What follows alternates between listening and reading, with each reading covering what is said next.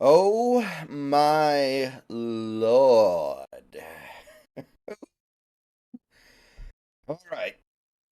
So, I know this one's going to be controversial in the fan base. I know some Seahawks fans are going to come here and be mad or whatever. I know some Seahawks fans are going to come in and say it doesn't matter.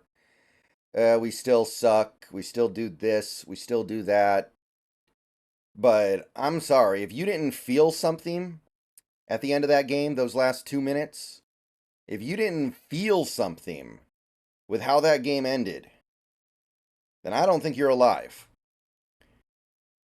20 to 17, Seattle scores 10 points in the fourth quarter, score a touchdown with 30 seconds left, and hold on defense to get the win, get to 7-7, and now be in position to make a playoff push. They survived the gauntlet. I mean, when I say survived, I mean they dragged themselves covered in blood across the finish line, but technically they did survive it, and they basically control their own destiny going into the last part of the season. And that's sometimes that's all you can ask for, especially on a night where you don't have maybe your most important player on offense and you don't have your most important player on defense. You still find a way to win. Against a team that needed it bad, by the way. The Eagles needed it so bad. And obviously, there were some things going on with the Eagles that made them a lot weaker than they usually are. I don't doubt that for 1 second, but it was earned. It was earned, man. And right now, I'm feeling good. Maybe I'll feel differently in a few weeks, but right now, it feels good to win.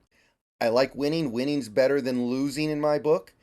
Being very much alive in the playoff race beats the heck out of being basically out of the playoff race. And tonight, we saw the team overcome a lot. Like, they overcame a lot tonight. In part, I'm a little confused as to how they did it. But I want to be very clear about this one. There is no part of me that is sitting here thinking about what could have been if we had just lost this game, or if we had just gotten killed, maybe if Jalen Hurts hadn't been sick or something. That part of me does not exist right now.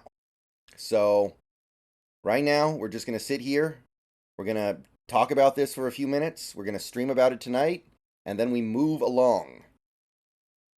So this game starts out exactly the way you would assume it would start out with the way the Seahawks have been playing lately. Defense gives up in a 75-yard touchdown drive, 4 out of 4 on third down, and you're like, okay, Jalen Hurts being sick as a dog does not matter at all. Here we go. Here we go. Yeah, I'm not shocked, not surprised, not even really that upset about it. It just is what it is at this point. I'm used to it. And then I swear, Philly didn't do that much the rest of the game. They had the one more good touchdown drive at the start of the third quarter. But other than that, like 17 points against this Eagles offense. I know Jalen Hurts is sick, but that's got to be considered pretty good. That's got to be one of the better performances we've had this year. And to do it without Witherspoon, to do it without Nwosu, that is something that I have to give credit for. I don't totally understand how we did it. It was kind of crazy that I looked up at the scoreboard at the end of this game and was like, wow, they got 17 points. But it happened. We did a good job shortening the game. We didn't have a big problem tackling in this game, I felt like. I thought the tackling was mostly, not all, but mostly pretty good. We came up with a big play in the red zone to force a field goal, which ended up being huge at the end of this game. And overall, I'm not going to say our defense is back or anything. I understand the limitations Philadelphia was working with. But that is a good offense that you found a way to limit. So I'm going to take that. I'm going to put it in my pocket, and I'm going to feel great about having it in my pocket because that after that first drive, I was ready for the whooping. I was ready for the Jalen Hurts flu game. I mean, we got a Jalen Hurts flu game, but in the other way, I guess. Obviously, he ran on us a lot. I've said it before, I said it again. I don't think we deal with mobile quarterbacks well. He was by far the Eagles' best rusher on the game. He had 2 touchdowns, and that's not terribly surprising to me. Maybe his knee's getting a little bit better as well. But as a passer, just not effective at all. And look, we did it without any real pass rush, and we didn't get turnovers until that fourth quarter. So it didn't feel fluky either. It felt kind of earned. We actually had to force them to punt. We had to force them to settle for 3. We had to, actually, our offense had to stay on the field for an extended period of time to keep their offense off the field.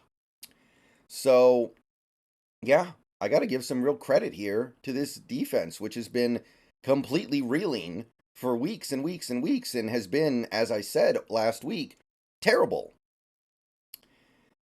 This has been one of the worst defenses I've ever seen the Seahawks have. I've been watching them since 1996, and this is one of the worst defenses I've ever seen them have. And for them to turn in this effort tonight with their back against the wall, look, I'm just going to say it. It proves they have not quit on this season. It proves they haven't quit on each other, and it proves they haven't quit on this coaching staff. If this team had actually quit to the degree that KJ Wright implied he thought they had, then they don't do this. Leonard Williams, awesome game. Dude's an absolute monster. I can say this, yeah, we probably shouldn't have done the trade, but he is absolutely worth the trade. He's a monster. And I understand that the offseason is coming and we may not be able to keep him around because he's not part of the long-term plan. But if we do, I'm going to be happy about it because he's an absolute beast out there. Of course, Julian Love, great redemption for him after what happened last week, where he kind of gets publicly hung out to dry by his coach. He steps up, makes a couple interceptions. One kind of helps flip field position. Another one seals the game. The second one was an incredible play by him, by the way. Credit to him. I genuinely can say that I don't know if we win this game with Jamal Adams in there. I don't know if he can do that. I don't know if he can do a lot of the things that Love did in this game. I thought Love played overall pretty solid beyond that. Jaron Reed played all right.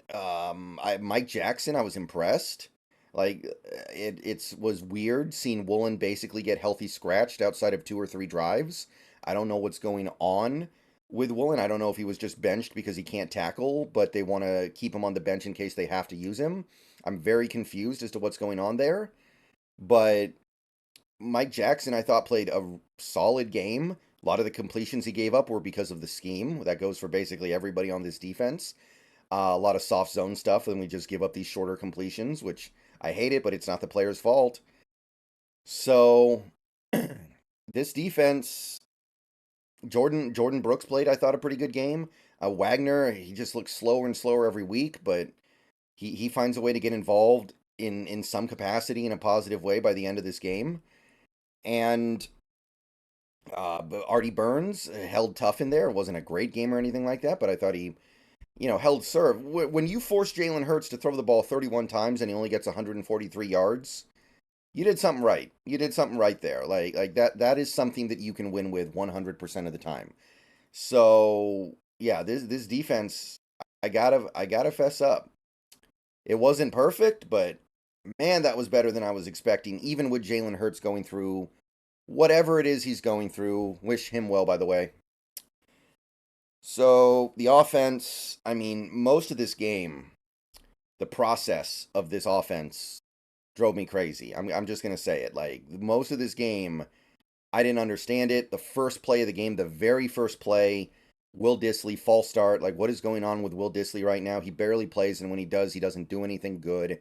Like this was a really quality player last season, and he hasn't suffered a massive injury since then. He suffered a minor one. I know he's always dealing with stuff, but I don't know what's going on with Will Dissly.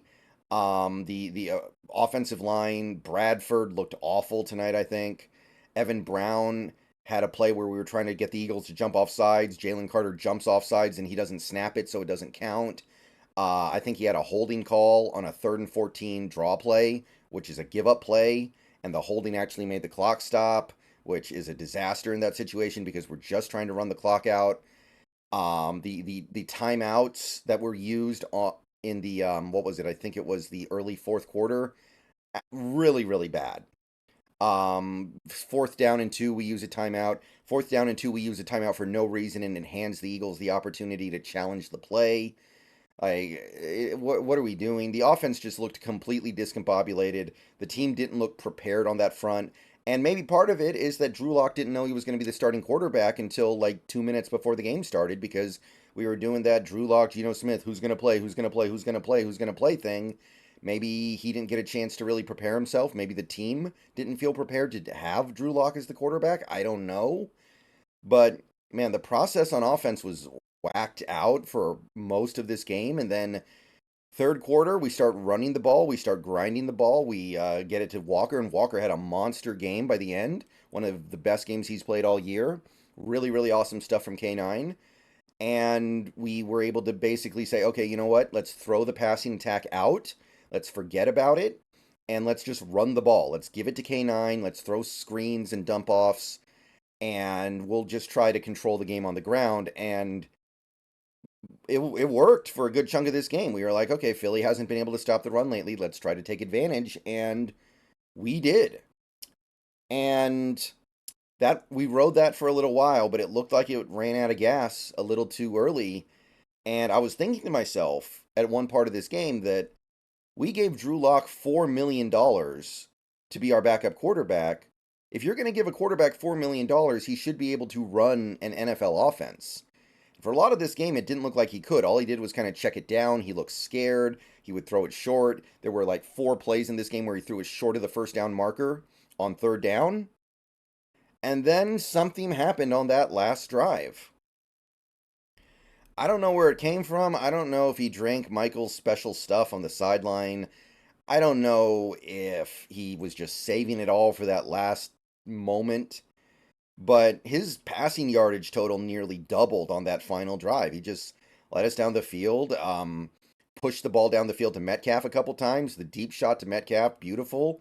JSN one, I mean, amazing catch more than an amazing throw, but still, it's a good throw.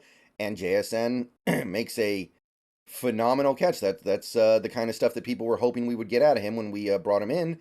So JSN gets involved there at the end. Metcalf was quiet the whole game. We couldn't get him the ball, and then that last drive, we're like, oh yeah, DK Metcalf's on the team. Let's get him the ball. And he just takes over. A thing of beauty. That's what Metcalf can do. That's what Metcalf can do in this league. He can do that to anybody. He can do that to pretty much any team. And I don't know why we save it for the last drive, but we busted it out when we needed it. And we converted several third and longs, especially down the stretch of this game. And I don't know where it came from. I really don't. So, Drew Lock, I mean, you're a backup quarterback. I'm not going to sit here. Even if we had lost this game and Lock had thrown a pick on the last drive, I wasn't going to sit here and criticize him too much because he's Drew Lock. He's a backup quarterback. You're not supposed to beat good teams with a backup quarterback most of the time. But now he came through. It's like, wow, okay. I thought I will say this. I do think he played a little bit passively, but at the same time, he did a good job getting the ball out. He did a good job not taking sacks. He only took 2 the whole game against that Eagles pass rush. And while I think that he passed up on some opportunities to hit some bigger plays, it was good enough for sure. And at the end of the day, I'm just happy they won. I'm just happy that Drew Lock got to have that moment that he hasn't had in such a long time, where he comes through at the end of the game. He avoided turnovers. I can at least say that, right? We won the turnover battle, which is why you win the game in large part. The offensive line, like I said, Bradford got beat constantly in this game. Lewis looked bad a couple times, and I already talked about Evan Brown. I thought the tackles played overall pretty good. I mean, that Eagles pass rush is hard to deal with, and they held up pretty decently. So that was good. And I don't know where that came from. I don't know where that came from. 92 yards with your season on the line. Like, you lose this game, it's so hard to imagine that you thread the needle. But here we are, 7-7. Philly's reeling. They'll probably win out, but the 1 seed's pretty much dead for them. And look, I'm happy. I am completely happy right now. I know some people who watch this video may not be, but that that felt good. And I understand that some people are going to be hung up on the draft pick. I want the higher draft pick more than making the playoffs. I guys, we're not going to be picking high enough for that to really matter that much. Like I don't know who it is that you're personally targeting in the draft, but I'm going to tell you right now, whoever it is you're targeting is not going to fix the problems with this team.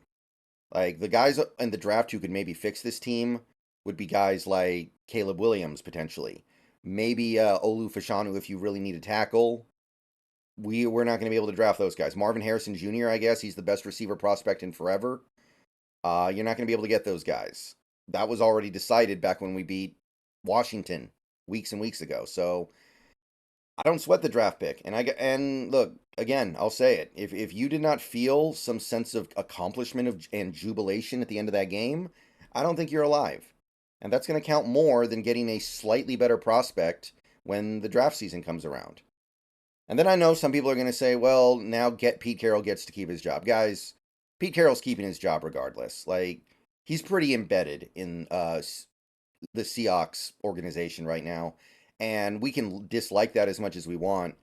But if we're going to actually root for something to make that change, it should be something that can actually make it change. And I'm sorry, but losing games, I don't think is really going to affect him. I don't see it, especially with the imminent team likely imminently being sold. So to me, that was just kind of copium. To me, that was hopium. To me, it was just like, okay, let's try to spin this really crappy situation the best way possible by saying, oh, well, it means we're going to be able to fire our coach that we don't like very much. He's staying regardless. And you know what? If he actually does close this season strong, I'll give him props. I will give him props. Now, I'm not going to sit here and act like everything's fixed and I love everything he's doing, but if he can get this team to play hard for him like he did tonight and they win out and get in at 10-7, then I'll give credit where credit's due. And I think that I just think that's fair. I pride myself on being somebody who knows how to praise the team when they deserve to be praised, and I bash the team when they deserve to be bashed. Right now, they deserve to be praised. They overcame missing several key players in this game, and I know Philly did too, but we missed several key players in this game. They overcame a Philly offensive line that was allowed to false start like 300 times, and they were able to overcome basically not being able to run a real NFL offense for most of that game. There was one period where I think we ran the ball 12 straight times because Locke wasn't performing. So they deserve a lot of kudos right now in keeping their season alive. See you guys in stream later. We'll talk about this more. Peace out. Go Hawks. Let's get it.